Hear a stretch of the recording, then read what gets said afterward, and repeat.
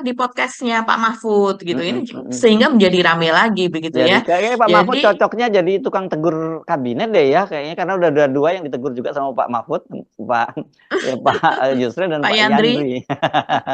Iya betul. Hmm. Iya, ya mungkin karena Pak Mahfud kan dulu Menko ya, sehingga Mm-mm. dan Menkonya banyak lagi apa politik, hukum, keamanan begitu. Jadi Mm-mm. di bawah koordinasinya kan banyak Ya, sekali. ya, ya, ya. Jadi ya menurut saya, apalagi dia sering lintas ya Mas Heru seperti dengan Menteri Keuangan ketika ada kasus Mm-mm. korupsi, terus kemudian pencucian uang dan sebagainya pun juga kerjasamanya dengan menteri-menteri ekonomi. Jadi saya rasa dia memang paham betul soal tupoksi masing-masing menteri tersebut. Jadi wajar kalau kemudian dia berkomentar seperti itu begitu. Mm-mm. Nah, selain itu juga ini soal Natalius Pigai ya, Menteri HAM yang untuk tahun 2025 mendapatkan anggaran 65 miliar dan Mm. kemudian dia ingin kalau seandainya pemerintah memiliki uang begitu agar diberikan dana sekitar 20 triliun itu juga gaduh Mas Hersu sampai Dino Patijalal itu Mm. eh, ini mantan petinggi kita juga di Kemenlu ya itu juga memberikan komentar gitu. Netizen juga rame-rame memberikan komentar bahwa ya tunjukkan dulu kerjanya baru kemudian minta dan Ya. berikan proposal kepada kami. Ini tidak Tita Sulaiman juga Menteri Mm-mm. Transmigrasi yang Ya. membandingkan apa anggaran dia sekarang dengan zaman Orde Baru. Jadi memang banyak Mas Heri. Belum lagi menteri-menteri yang belum punya kantor. Jadi mereka ini saya sudah selesai, tapi mau berkantor di mana begitu Iya, kan? itu yang Dan sudah ada kita yang ingatkan sharing kan. office. Iya, kita udah ingatkan soal itu ya. Terus kalau Wamen Haji Giring Ganesa Jumarjo kayak ada rame-rame juga netizen gitu Mbak. Iya, Giring ini lucu juga Mas Hersu. Jadi Hmm. dia seperti tidak membuat membuat akun officialnya dia, ya, Hmm. akun Giring Ganesa yaitu Instagramnya dia itu seolah-olah menjadi akun official untuk kegiatan resminya dia sebagai Hmm. wakil menteri dan tetap tapi mengunggah apa ya seperti rumah tangga lah kegiatan rumah Hmm. tangga begitu ya Hmm. atau curhatan antara suami istri. Nah, ini juga banyak diprotes. Tapi yang soal Mas Herisu katakan tadi, unggahan pertamanya dia yang menyusul Fadlizon sebagai Hmm. Menteri Kebudayaan, dia kan Hmm. wamennya, dia menyusul ke kantor itu, kemudian dia membuat narasi sebetulnya tidak panjang narasinya, Hmm. tapi itu dikoreksi habis-habisan oleh netizen. Oh, kayak Jadi anu ya, cara kayak disertasinya Bahlil dulu dikoreksi oleh dosen di Nanyang Profesor di Nanyang Technical University di Singapura itu ya. iya betul. Jadi ini seperti Profesor Zulfikar Amir ya mengoreksi Hmm. yang Ya, dicoret-coret itu. ya, ya, ya. Jadi ini ramai juga Mas Ya. Herzo karena Oh. dari situ seorang bisa menjadi Wakil Menteri Kebudayaan kita bisa Hmm. bayangkan adalah orang yang betul-betul mumpuni literasinya baik Hmm. dia membaca maupun menulis kan seperti Hmm. itu. Jadi kalau seandainya antara kata depan dengan Hmm. kemudian imbuhan begitu ya itu Hmm. dia tidak bisa membedakan ya itu aneh juga antara kita dan kami tidak penempatannya seperti apa tidak bisa membedakan yaitu sesuatu yang aneh kok bisa terpilih menjadi wamen gitu Ya, dengan ya, ya, kapasitas ya. seperti itu Ya, begitu. wajar kalau kemudian pada netizen akhirnya ngomongin UNAN gitu ya. Oke, Iya iya iya. jomplang banget ya Mhm. sama Fadlizon ya. Kalau Fadlizon saya kira, wah itu soal pemahaman soal budaya, soal apa itu, ini kawan ini luar biasa, literasinya juga dahsyat kawan ini ya kan gitu ya. Iya seperti ensiklopedia berjalan Ya, lah ya kurang ya, lebih seperti itu ya, untuk soal budaya. ya, ya. Mhm. Kok dia concern yang terus juga soal literasi dan sebagainya itu kan dia luar biasa concern. Saya pernah pergi ke Sumatera Barat gitu keliling gitu dan itu rumah Tan Malaka segala macam itu yang Mhm. membangun itu eh, Fadlizon gitu betapa dia concern sekali terhadap soal soal hal-hal semacam itu kan dan saya juga terkagum-kagum ketika saya pergi ke Suliki tempatnya Tan Malaka saya bayangin Mhm. pada tahun 1925 dia udah bicara tentang Republik gitu, Republik Indonesia Betul. dan buku itu kan Mhm. gila banget orang-orang zaman segitu Mhm. itu di tengah hutan lah boleh. Saya sekarang saja itu di pinggiran hutan, apalagi tahun 1925 dan itu Fadlizon yang apa ya yang mengkurasi ya gitulah ya Iya tempat rumah betul tempat betul. kelahirannya Tan Malaka. Oke, banyak banget Mbak. Mhm. Saya bingung jadi mulainya dengan nah ini dan semua persoalan kabinet. Dan oh iya soal Pak Prabowo yang menginginkan agar matematika diajarkan sejak dini itu saya kira itu salah satu salah satu kayak mercusuar di tengah kegaduhan di kalangan kabinet gitu ya. Iya. Mhm, mhm, mhm. Hmm. Iya ya, ini menarik sekali ya Mas Hersu. Jadi Prabowo ini paham gitu ya bahwa sekarang ini pendidikan begitu ini betul-betul hancur Mas Hersu. Jadi kalau kita melihat banyak sekali unggahan gitu dari netizen yang kemudian menjadi viral, itu banyak sekali murid-murid atau siswa dari SD, SMP maupun SMA itu yang tidak paham soal ketatanegaraan. Hmm. Kalau dulu kan ada PKN Mas Hersu. Hmm. Saya rasa sekarang mungkin Zaman kita, namanya saya sudah nggak tahu bukan zaman dulu PKN. civic ya, kalau dulu civic kewarganegaraan zaman Iya, zaman iya saya nggak tahu betul. zamannya Mbak Itu Agi. kalau zaman saya dulu ada apa ya pendidikan tentang kebangsaan semacam itu ya, saya lupa tuh Kewarganegaraan mungkin, singkatannya.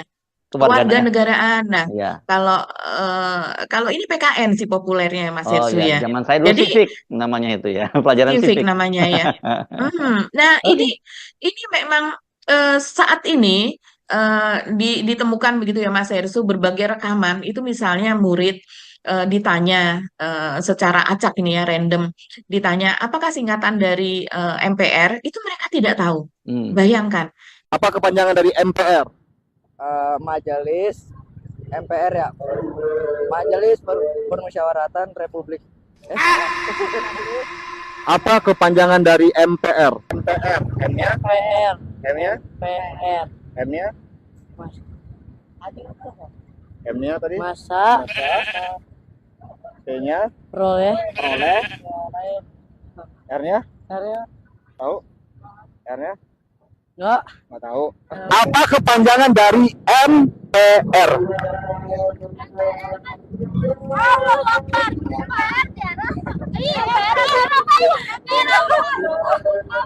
Tahu? Satu, dua. Apa kepanjangan dari MPR? enggak tahu. Apa kepanjangan dari MPR? Mobile Legends. Singkatan dari MPR tidak tahu. Kalau dulu di zaman kita Hmm. SD itu sudah ada pelajaran itu kan, DPR Ya, itu dengan ininya MPR apa. menteri-menteri di kabinet aja kita Menteri-menteri hafal harus semua. apa? Kalau sekarang tapi Betul, anak-anak nggak hafal menteri kabinet apalagi wamennya ya wajar karena banyak banget gitu. wajar. Ya. Betul, betul, wajar. Oke. Mereka lebih Ya. lebih tahu Yes. apa penyanyi-penyanyi Korea, K-pop apa Iya, seperti itu. iya, iya. Nah, Nah, ini menarik Mas Ersu karena pada sidang kabinet pertama ini ada permintaan atau perintah ya dari Prabowo Subianto dari Presiden yang mengatakan bahwa soal matematika atau berhitung begitu ya itu diajarkan dari sejak TK atau SD pada awal-awal begitu. Dan dia juga menekankan bahwa STEM ini kan soal STEM ini yaitu Science, Teknologi, Engineering dan Matematik itu memang sering sekali kalau saya perhatikan dari sejak dulu Prabowo selalu mengatakan soal itu begitu. Jadi ini menjadi dasar. Nah, kenapa seperti itu gitu? Kalau saya sih setuju banget dengan apa yang dikatakan oleh atau yang diminta oleh Prabowo ini Mas Hersu. Karena dari rekaman-rekaman juga yang sekarang sedang viral itu ada siswa yang misalnya dia sudah di kelas 10. Kelas 10 itu berarti kelas 1 SMA. Dan kemudian dia diminta untuk menulis angka 9001 begitu. Itu saja dia kesulitan untuk menuliskan itu, apalagi untuk menuliskan yang lain-lain. Ketika murid SMK kelas 10 disuruh menuliskan angka 9001.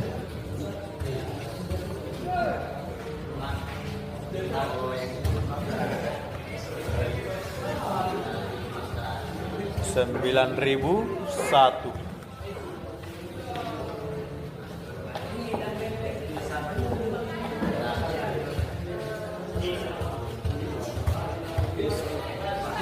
Suara jangan ribut, perhatikan ke depan.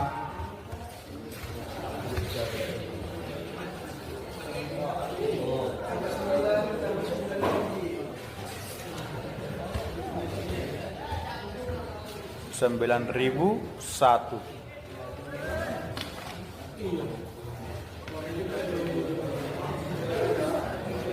Tuliskan aja yang kamu tahu, tuliskan.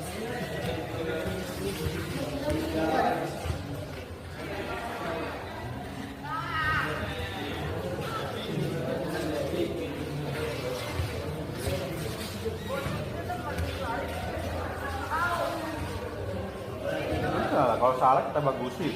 Kalau benar berarti silakan duduk kalau benar.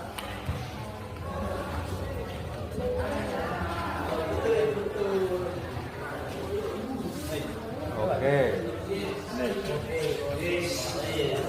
Duduk lagi.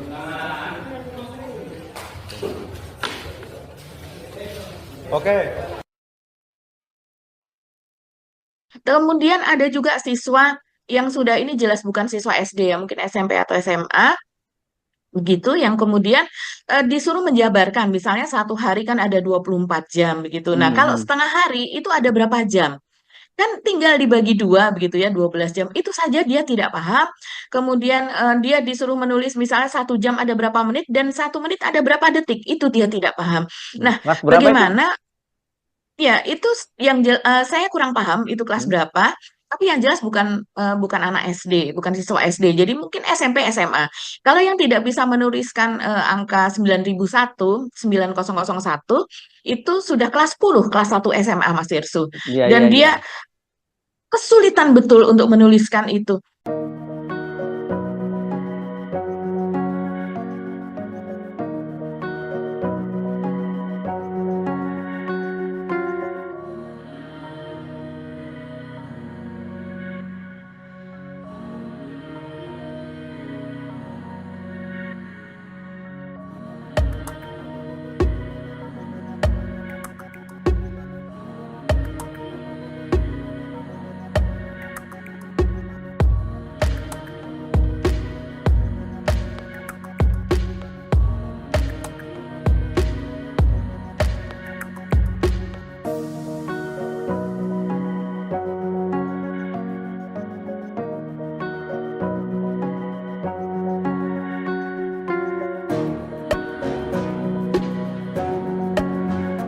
Oke. Iya. Oke. 1 jam, kenapa jadi 5 menit bosku? Hah? Ganti. Berapa? Iya, hapus.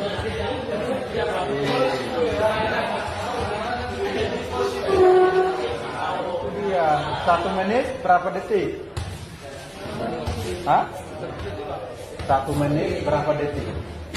Hah? Tadi 5. Berarti 1 menit 60 detik. 1 jam 60 menit. Udah yakin? Yakin ini jawabannya?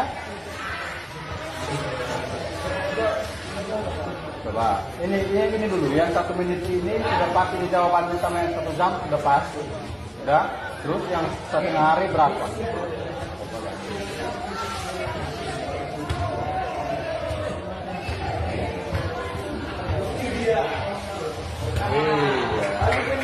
Benar? Oke, tepuk tangan untuk kita bosku. Bahkan ini ada kasus yang dulu juga kita pernah bahas di Jawa Barat ya Mas Ersu, di Sukabumi atau di mana begitu saya lupa persisnya. Pangandaran, Pangandaran. Oh, di Pangandaran ya Mas Ya. Ersu. Yang bahkan anak masuk ke SMP itu dia belum bisa membaca, sehingga gurunya harus mengajari dulu anak ini yang tidak bisa membaca, ada sekian, itu dikelompokkan kemudian diajari dulu calistung gitu, membaca, menulis dan berhitung. Saya Ini kira kan nih sangat kasihan cocoknya gurunya kita, gitu. ya, saya kira anak-anak seperti ini kita cocoknya kita sebut generasi Fufu Fafa ya, Mbak Agi ya. Iya, iya. Ini ya kalau kita bayangkan Jokowi ini memerintah selama 10 tahun, Mas Hersu, dan Ngapain aja? kemudian ngapain aja? Ya. Iya, padahal yang diomongkan selalu generasi emas 2045 begitu kan? Ini nothing begitu loh, nggak ada itu, nggak menyentuh. Dan kemudian kurikulum Merdeka misalnya yang dikenalkan oleh Nadiem Makarim, ini kan Merdeka bisa saja itu diterapkan, tapi kan pada kondisi tertentu begitu. Kurikulum Merdeka salah satunya adalah mereka bebas belajar, mereka bisa memilih mata pelajaran yang disukai, mereka bisa memilih waktunya untuk belajar, yang di mana mereka juga tergantung kepada internet apa dan sebagainya. Kita harus menyadari Indonesia seperti ini keadaannya. Nah, Nadiem mungkin dia bersekolah di tempat elit, bersekolah di luar negeri. Ini kan Pak Prabowo, Pak Jokowi dulu sepertinya memilih Nadiem itu karena ingin semua orang Indonesia atau anak muda itu sukses seperti Nadiem dengan Mm-mm. Gojeknya, dengan Mm. bisnisnya apa dan sebagainya. Jadi menjadi Apa role namanya model. dulu? Tapi Unicorn, tentang pendidikan, unicorn ya gitu kata Pak Jokowi gitu ya. menjadi menjadi Mm, unicorn betul. mm, mm, Ya Allah.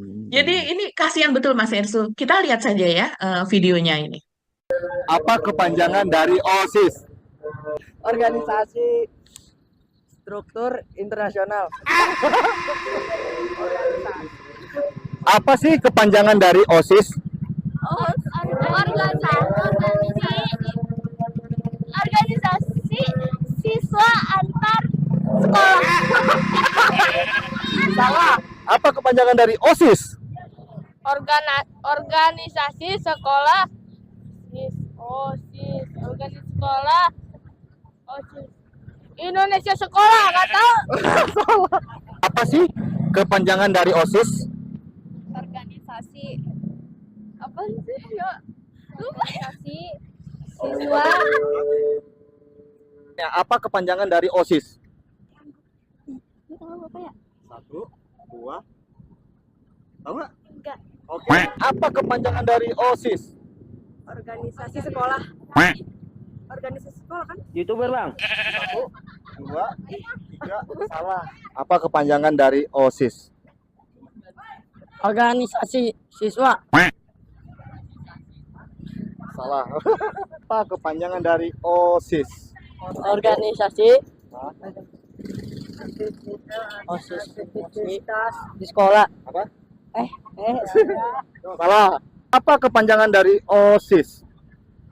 Organisasi sekolah. Tahu? Dia jangan kasih tahu. Jangan kasih tahu. Ayo, tahu? 1, 2. Gak tahu. Ibu kota Jawa Timur. Apa? Yogyakarta. Salah. Terima kasih. Ibu kota Jawa Timur. Ibu kota Jawa Timur. Yogyakarta. Ibu kota dari Jawa Timur. Bandung. Semarang. Ibu kota Jawa Timur. Ibu kota Jawa Timur. Solo. Tadi yang baca MPR. Ibu kota Jawa Timur apa?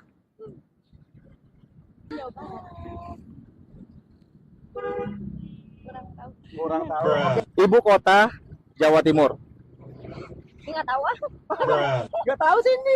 Ibu kota Jawa Timur apa? Surabaya. Apa? Jakarta itu provinsi apa? Ibu kota. Ibu kota apaan sih? Provinsi. Jawa Barat. Betawi. Jawa Barat. Salah. Apa nama ibu kota Nusa Tenggara Barat? Apa? Medan. Nggak tahu? Apa? Papua. Jakarta. Apa? Jakarta. Salah. Ibu kota Nusa Tenggara Barat itu apa? Pernah dengar Nusa Tenggara Barat? IKN ya. Apa? IKN. IKN. Salah. Ya, seperti itu Mas Ersu. Ya, Prihatin betul kan? ya, jadi kan sebenarnya gini, dalam soal ini kita banyak yang percaya bahwa Pak Prabowo itu akan bukan perubahan-perubahan yang cukup signifikan karena jujur aja kan memang beda banget ya latar belakangnya Pak Prabowo dengan Pak Jokowi, terus kemudian juga literasinya beliau ini kan orang banyak membaca dan sebagainya. Yang jadi masalah kan kemudian Pak Prabowo ini sekarang masih terlalu nurut sama Pak Jokowi, itu yang membuat saya kira Betul. banyak orang kemudian apa yang terjadi begitu, apa memang seperti ini coba kita husnuzon gitu ya. Walaupun pasti banyak nggak setuju memberi waktu kepada Pak Prabowo karena kelihatan sekali kabinetnya memang waduh ini paling nggak jelas-jelas semua, ini banyak orang-orang yang tadinya ya seperti orang relawan seperti Ari Budi dan Budi Ari dan sebagainya masih masuk di kabinet lagi kan Mbak gitu, dan banyak menteri-menteri lain masuk kabinet semua gitu. Iya, iya Mas Hersu. Jadi dengan portofolio yang kita tidak jelas dengan tupoksi yang akan dia jalankan, begitu Mm-mm. kan? Jadi bukan teknokrat, dia tidak memiliki jejak atau dia tidak memiliki keahlian di bidang tersebut, tapi dia diharuskan untuk membenahi hal Yes. itu. Ini dan itu dilakukan oleh Jokowi begitu di bidang pendidikan itu selama 10 Mm. tahun. Sebetulnya dulu ada ketika ada Anies di awal, kemudian Mm. Muhadjir Effendi kan mantan rektor juga Mm. Mas Hersu di Universitas Muhammadiyah Malang kalau tidak Mm. salah. Mm. Nah seharusnya ini kan tidak parah menjadi seperti ini begitu. Kalau kita tengok ke belakang, Nadiem Makarim 5 tahun gitu. Anak itu yang kelas 1 SMA begitu ya, itu 5 tahun sebelumnya kan dia masih SD. Nah Mm. seharusnya di SD itu kan dia digembleng, seharusnya dia bisa berhitung, itu kan hitung-hitungan yang sangat mudah begitu ya Mas Erisu. Mm. Sementara berhitung itu kalau di banyak negara gitu saya melihat itu ada konsep semacam begitu juga di kita kearifan lokal atau lokal wisdomnya itu kebanyakan kalau pedagang misalnya yang penting anak saya bisa berhitung karena Mm. dengan berhitung dia akan bisa hidup. Mm. Kalaupun saya tidak bisa mengongkosi dia dan kemudian dia bersekolah tinggi-tinggi, setidaknya dia bisa berhitung dan dia tidak ditipu Mm. begitu. Karena Mm. kemungkinan orang yang tidak berpendidikan tinggi, ya dia akan memberikan jasanya, dia akan jualan, dia akan berdagang, dan itu dibutuhkan kemampuan untuk berhitung. Jadi bukan matematika yang advance kayak gitu ya, yang tinggi, cukup berhitung saja. Tapi kalau seandainya kelas 1 SMA saja menuliskan angka ribuan, sudah tidak mampu, ini parah, betul-betul parah. Boro-boro mau ke 2045 begitu ya. 2 tahun, 3 tahun ke depan saja itu sudah pendidikan kita sudah bisa makin parah kalau itu konsep seperti kurikulum merdeka dan sebagainya itu dilanjutkan. Nah, sekarang kita punya Menteri Pendidikan Dasar dan Menengah itu Profesor Abdul Muti. Saya berharap banyak kita bisa semoga bisa berharap banyak kepada Pak Abdul Muti dan juga pendidikan untuk para guru-guru matematika ini perlu betul diberikan insentif juga karena ya itu tadi Mas Hersu Mm. soal gaji, soal tunjangan dan sebagainya kalau tidak diberikan ya guru tidak maksimal dan tidak diberikan pendidikan maka Mm. dia mungkin pinter Ya. tapi pinter sendiri tapi nggak bisa memintarkan anak muridnya karena tidak tahu metode yang paling tepat itu seperti apa gitu. Oke. Saya kira ini berat nih topiknya langsung awal-awal. Sekarang kita bahas dong ya soal kegaduhan-kegaduhan. Tapi saya kira mungkin kalau kita bahas detail ini bisa panjang banget. Ini bisa berjilid-jilid nanti Iya. Mbak bahasanya karena banyak banget kasusnya ya Mbak ya. Saya bingung mau mulainya dari mana. Semuanya menarik. Sebenarnya bukan semuanya menarik. Semua mau bikin kita tambah bingung. Ya. Iya, iya, iya, Mas Ersu.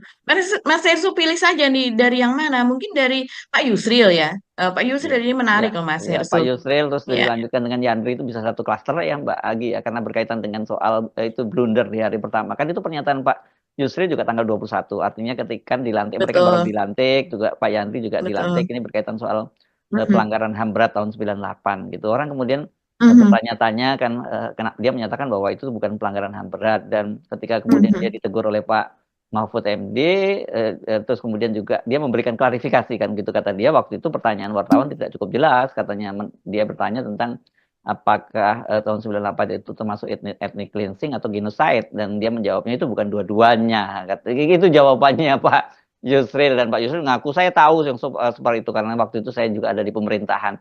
Ya Pak Yusril kalau yang gini-gini jago lah kan. Ya.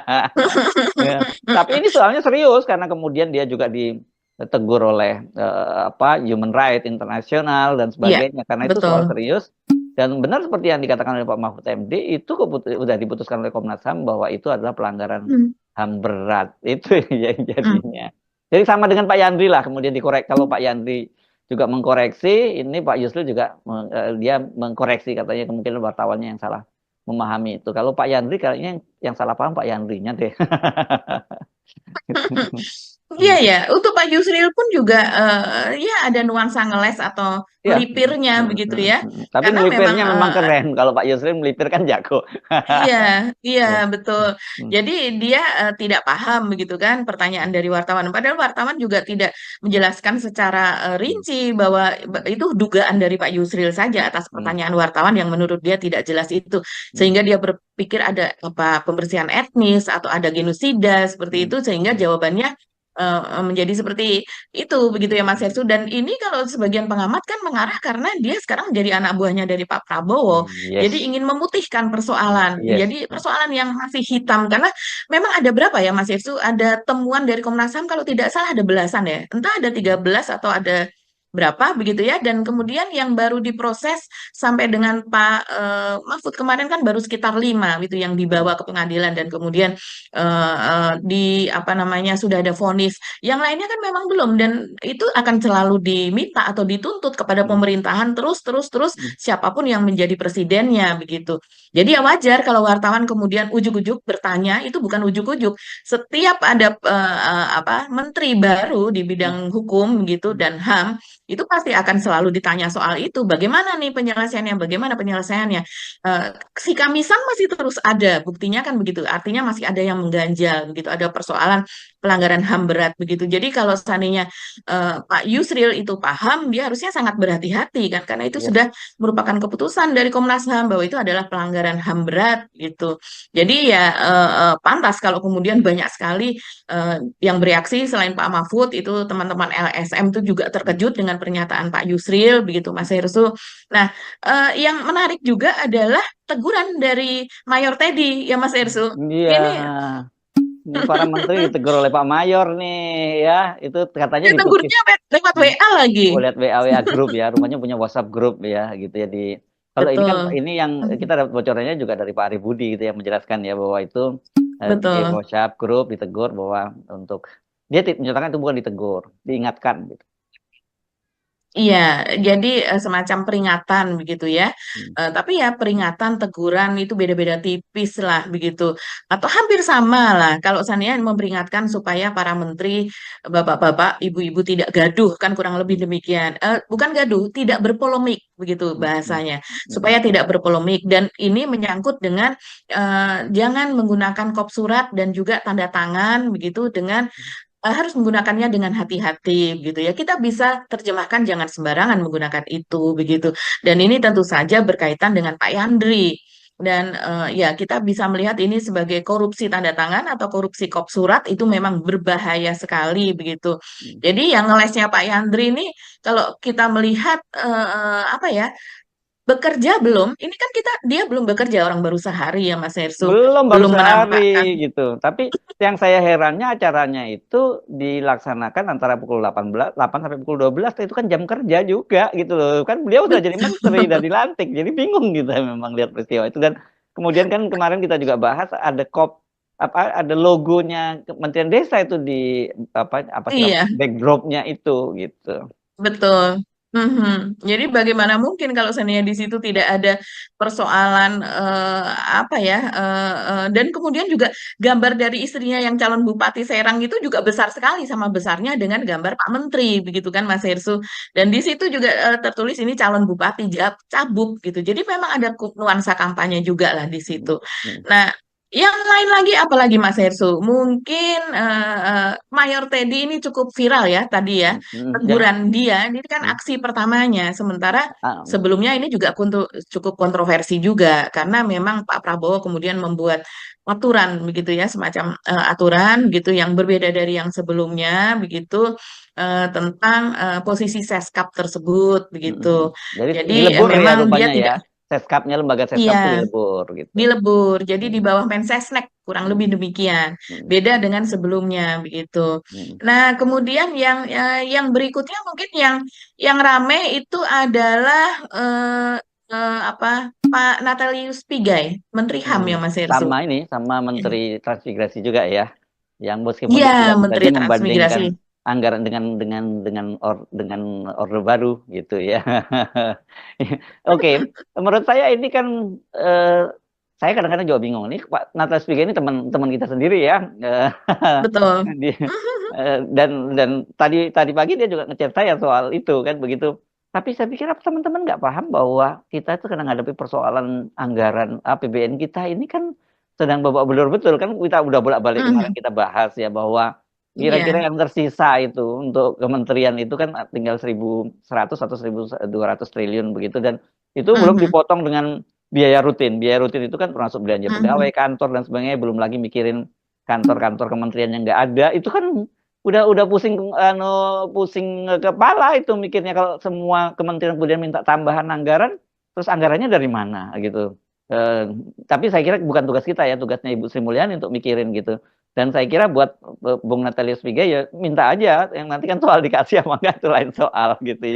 Juga Bung Iftithah Sulaiman yang di Kementerian Menteri Transmigrasi itu gitu. Iya ya, betul. Bang Pigai ini memang rajin ya dia untuk mengirimkan pendapat, begitu tulisan. Ya, saya juga di chat oleh Bang Pigai hari kemarin ya. Dan di situ chatnya itu dia menunjukkan apa komentar dari Dino Patijala. Yes. Jadi Dino ini mengatakan seperti ini, pernyataan Menteri HAM Natalius Pigai untuk naikkan anggaran dari 60 miliar menjadi 20 triliun adalah hal yang tidak masuk akal dan tidak akan mungkin dikabulkan Presiden Prabowo. Menteri Keuangan dan DPR karena akan menghamburkan uang negara untuk program-program yang tidak jelas dan akan berbuntut korupsi. Menteri jangan menyulitkan Presiden dan harus jaga kredibilitas kementeriannya. Koordinasi dulu dengan Menko-nya, Setnek, dan kantor Presiden sebelum membuat pernyataan kebijakan yang berisiko tinggi. Ingat, Anda sekarang pejabat pemerintah, bukan aktivis lagi.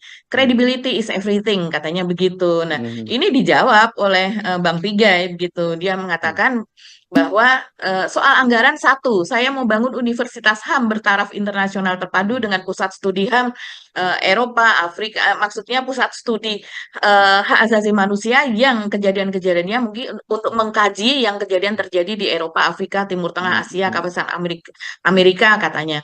Juga laboratorium HAM termasuk forensik, rumah sakit HAM dan sebagainya. Nah, saya tidak usah membacanya karena ini cukup panjang begitu ya.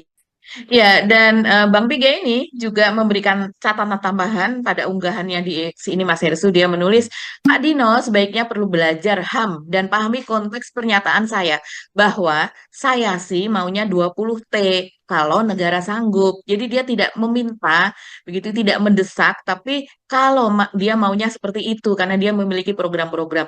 Tapi ini rupanya sudah keburu kesal begitu ya Mas Hersu. Netizen ini sudah buru kesal seperti yang dikatakan Mas Hersu karena keadaan negara sekarang terutama anggaran negara maksudnya itu sudah cukup sekali begitu kan, dan apalagi dengan dibagi sekian banyak kementerian, sekian banyak nomenklatur, ya konsekuensinya pasti yang tadinya anggaran untuk satu kementerian dibagi menjadi dua begitu kan. Jadi belum lagi kemudian ada badan-badan baru yang juga berkaitan, pasti pembagiannya itu jadi sangat apa ya, rigid begitu ya Mas Hersu. Jadi wajar kalau seandainya banyak sekali kementerian itu yang anggarannya tidak sampai 100 miliar misalnya atau Ya. hanya di bawah 200 miliar begitu kan. Ya. Nah, Udah kita bayangkan kok sejak awal dengan jumlah ya, kementerian betul. seperti itu dan dengan APBN yang ada sebenarnya kita udah tahu akan terjadi semacam itu gitu. Tapi kan yang masuk yang dipanggil Pak Kertanegara itu baik sebagai menteri maupun wamen kan waduh udah langkah tegap semua kanan dulu, baru begitu dilantik dan kemudian tahu anggarannya baru lemes semua. Iya. Ini kan kita sudah lihat kalau misalnya kita perhatikan dari rapat-rapat sepanjang tahun 2024 ini sampai dengan dari awal sampai pertengahan itu kan memang seperti itu. KPK meminta tambahan anggaran sekian ratus miliar misalnya karena mereka harus membangun sistemnya apa dan sebagainya, pegawai baru apa. Tapi kan memang ya keadaan kita itu ditinggali utang itu sampai ribuan triliun gitu loh sama Pak Jokowi begitu. Ya mesti Jadi mintanya ke kita Solo susah untuk gitu ya. Ya, betul. Yang Jadi 11 kalau minta triliun seperti ini, itu. 11.000 triliun. Ya. 11.000 triliun. Ini mintanya kepada Pak Jokowi begitu. Nah, ini saya bacakan saja mungkin dua saja ya. Ini komentar dari netizen. Sekalipun rakyat kaya ekonomi, oke, dan lain-lain, kalau nggak bisa mengatasi dan mengadili pelanggaran HAM, lantas untuk apa ada Menteri HAM? Ini juga pertanyaan kritis loh, Mas Hersu. Sulit sekali kita untuk mengadili para orang yang menurut rakyat itu dialah tersangkanya, tapi untuk menjadi tersangka itu kan sulit sekali begitu kalau di HAM gitu, karena mereka ya tadinya pejabat, mereka tadinya aparat apa dan sebagainya. Kemudian ada juga yang mengingatkan bahwa betul, ini fokus utama Presiden dan menteri-menterinya adalah kesejahteraan rakyat. Kesampingkan dulu bangun ini, bangun itu. Yang dibutuhkan adalah murahnya bahan pokok, murahnya sembako, BBM, dan jangan lupa rakyat dibagilah sumber daya alam yang selama ini nggak pernah menikmati. Saya jadi ingat Mas Hersu, baru saja gitu melihat unggahan dari Kumparan ini salah satu media, dan kemudian memperlihatkan di situ jurnalisnya memotret bagaimana keadaan di pasar-pasar. Salah satunya di Pasar Keramat Jati di Jakarta. Kita tahu saya dulu sering sekali ke sana. Apalagi kalau operasi pasar gitu oleh Bulog, bahkan dulu Pak Harto juga pernah ke situ begitu ya untuk melihat keadaan. Itu kan tempat yang pada tahun 90-an, 2000-an saja ramai betul Mas Irsu kita kalau ada di sana begitu. Tapi sekarang itu kios-kiosnya sepi. Bahkan ada pedagang itu yang mengeluhkan bahwa dia selama 30 hari, artinya 1 bulan, omsetnya hanya 15.000 saja. Bayangkan, jadi kalau keadaan sudah seperti itu, artinya omset yang kita dapat itu semuanya dimakan. Untuk makan sehari-hari yang lama-lama barang dia akan habis gitu, karena tidak ada keuntungan. Begitu juga di daerah seperti Pasar Johar yang terkenal itu ya, itu juga sama seperti itu. Sekarang sudah kios-kios mulai tutup dan sebagainya. Jadi peringatan betul kepada menteri-menteri ini untuk hemat anggaran, untuk mereka sangat-sangat efisien. Karena kalau kalau tidak, ini akan makin marah rakyat nih. Saya khawatir ini orang yang lapar itu gampang untuk menawur Ya, begitu, untuk ya. ya ditawur begitu loh Mas Erso. Itu satu ya, berarti tadi istilah kira kita jadiin satu aja ya dengan kasusnya SPG ini karena sama-sama Mhm, soal anggaran ya. Mungkin terakhir kita betul. bahas soal giring nih. Ini pasti yang banyak ditunggu oleh netizen nih karena ya. Orang pengen tahu begitu ya Ya, Mas Erso. ya, ya, Iya, gitu. iya. Ya, ini kalau memang kalau Iftitah ini kan dari dulu ajudannya dari Pak SBY ya. Dan Iftitah ini memang tangan kanannya Pak SBY begitu, dia juga orang militer juga. Jadi kalau saya lihat, kalau saya mengamati begitu ya Mas Heru, Iftitah ini sebenarnya orang pinter begitu kan, Bukan orang pandai. sebenarnya Mbak, Nah, sekarang orang dia lulusan Adi Makayasa tahun Adi 99. Makayasa. Dia pinter ya. Iya, betul, Mm, dia memang pinter gitu ya, dan dia menganalisa sesuatu itu juga baik. Jadi ya mungkin dia kecewa dengan apa yang akhirnya melihat bahwa anggarannya hanya sekian begitu Mas Hersu, dan kemudian membandingkan dulu kan triliunan di zaman Pak Harto. Kalau seandainya zaman Pak Harto 5, sekian triliun, ya dibandingkan dengan sekarang mungkin sudah 35 triliun lebih kalau menurut perhitungan dia. Itu anggaran untuk Menteri Transmigrasi. Dulu di zaman dulu seringkali Menteri Transmigrasi dan Ketenagakerjaan dulu ya Mas Ersu sebelum dipisah, tapi juga kemudian menjadi Menteri Transmigrasi saja. Nah, yang dipertanyakan juga sekarang ini kan di masa Prabowo ini juga akan ada, diharapkan dengan adanya food estate apa dan sebagainya membutuhkan ribuan tenaga kerja yang dimana itu bisa dilakukan dengan proses salah satunya dengan transmigrasi. Nah, itu dananya dari mana? Gitu. Itu salah satu pertanyaan. Kalau tidak, maka hutan itu sekian ribu hektar atau bahkan jutaan hektar dibabat begitu saja tanpa kemudian ada yang mengerjakan. Terus yes, betul. ngapain begitu ya harus Ya. dibabat begitu. Nah, yang berikutnya kita masuk ke giring nih Mas Erso. Ya, ini Ini jadi kita apa ending kita jadi kickers kalau di kita dulu di jadi TV kikes. ngapain. Ya, ya. Hmm. Hmm. Iya, iya, iya. Ini memang apa namanya, giring ini sesuatu banget begitu ya Mas Oh iya Erso. Kita dong. sudah Hmm.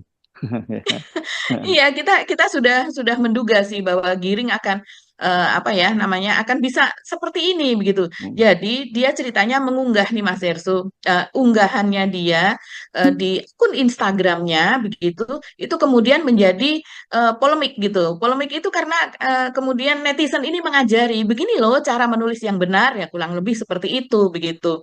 Nah, di sini saya carikan dulu ya mana Instagram Giring. Nah, ini salah satunya yang tulisan aslinya kita sudah tidak bisa screenshot lagi karena sudah langsung diubah, langsung direvisi atau diedit oleh Giring. Nah, di sini dia membuat unggahan yang kemudian kita bisa menebak aslinya seperti apa ya. Karena ini tulisan dari netizennya seperti ini Mas Hersu. Setelah pelantikan, beri koma. Jadi ada komanya, mungkin dia langsung terabas saja ya. Setelah pelantikan, beri koma. Saya langsung menyusul Pak Menteri. Bukan menteri, jadi menteri gitu. Jadi kehilangan E-nya satu. Mungkin kalau Giring sebelumnya ini dia sebagai artis tidak masalah. Tapi ketika dia sudah menjadi Menteri Kebudayaan, itu hilang E1 saja menjadi masalah gitu kan. Terus kemudian ke kantor begitu kan, titik. Menteri bukan menteri, ke kantor. Sampai di sana. Jadi D-nya dipisah. Jadi Giring rupanya sebelumnya menulisnya di sana gitu kan. Ini preposition ya, ini apa harus bisa membedakan gitu antara kata depan, kata imbuhan dan sebagainya. Kemudian beri koma, dikasih tahu beri koma, Kemudian pakai kata kami, jangan kita, karena formal. Jadi kalau Ya, jadi ini kami itu mungkin gaya maksudnya Makassar, kalau dirinya. ngomong kami itu kita. Bukan, kalau Makassar itu kita itu Anda gitu ya. Kita dari mana? Gitu ya. Ya. Hmm.